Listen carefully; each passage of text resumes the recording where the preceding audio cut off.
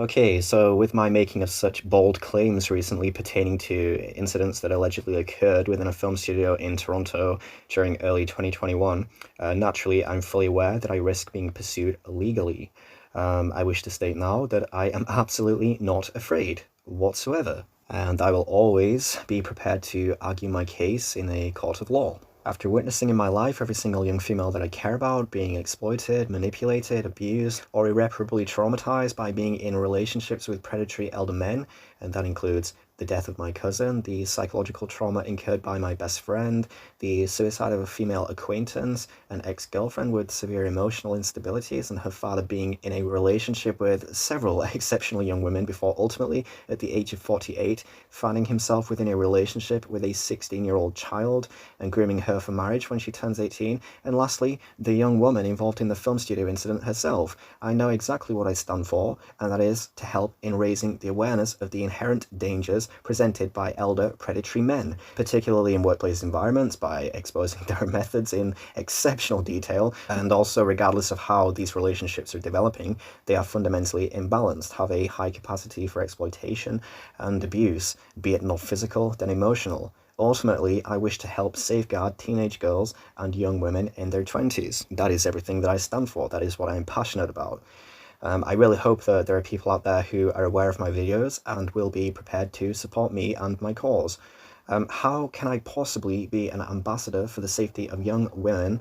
How can I possibly justify my maintaining of a vlog series advocating for the protection of females if I allow this incident to go on unaddressed?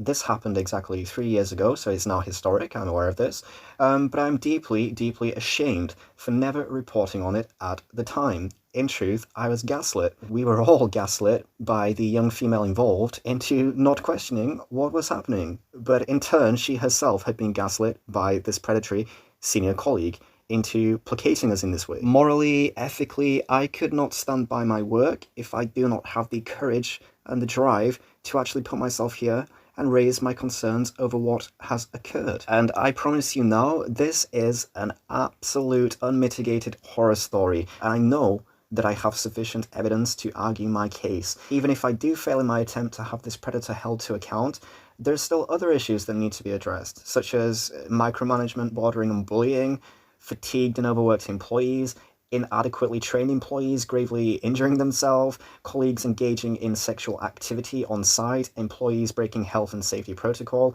and lastly, all of this occurred during the most stringent phase of COVID regulations, so sexual contact between employees both inside and outside of work.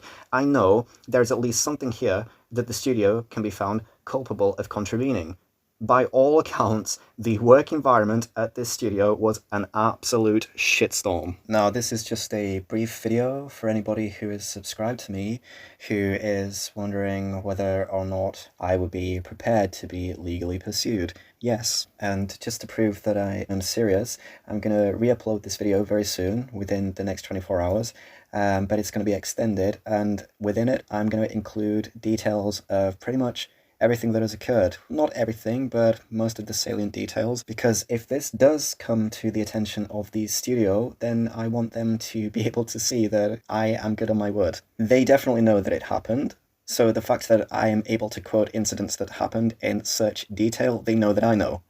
They know that I'm serious, and they know that I do have this evidence, and I can provide this evidence, so there's going to be no getting out of it. Just because this young woman was above the age of legal consent, and above the age in which she is legally considered an adult, what has happened here is clearly morally and ethically wrong, and you know it, I know it, they know it. This is a young female who had literally just entered the industry. She had been there a matter of months. By contrast, this has to be, surely, their most senior employee, their most experienced employee, who has actively jeopardized the fledgling career of this young female. But I mean, ultimately, the stuff that they were doing in and around that studio, yeah, I know that that definitely legally should not be occurring within that studio. I know that as a fact. But again, the evidence that I will present will basically exonerate the young female involved through diminished responsibility, because we can clearly observe that she was not in a good place mentally.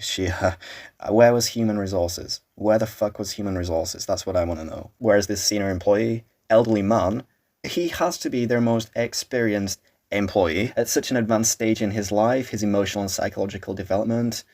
yeah, he can be held fully accountable for his actions. And that is who I am coming for. Him. Not the young female. She need not be involved. All the studio has to now do is locate this man, whichever studio he is now employed at, because, of course, if you listen to my other videos, he was dismissed, but without exposing the real reason behind his dismissal, the fact that there'd been all this sexual activity, these predatory shenanigans happening, so he was able to walk across town to another independent film studio, so he could potentially, currently, be still active within the film industry, free to potentially exploit other vulnerable young female employees at these other studios. So they need to go track him down, and they need to inform his employers of exactly what happened. He needs to basically just cash his pension, fuck off and die. Okay?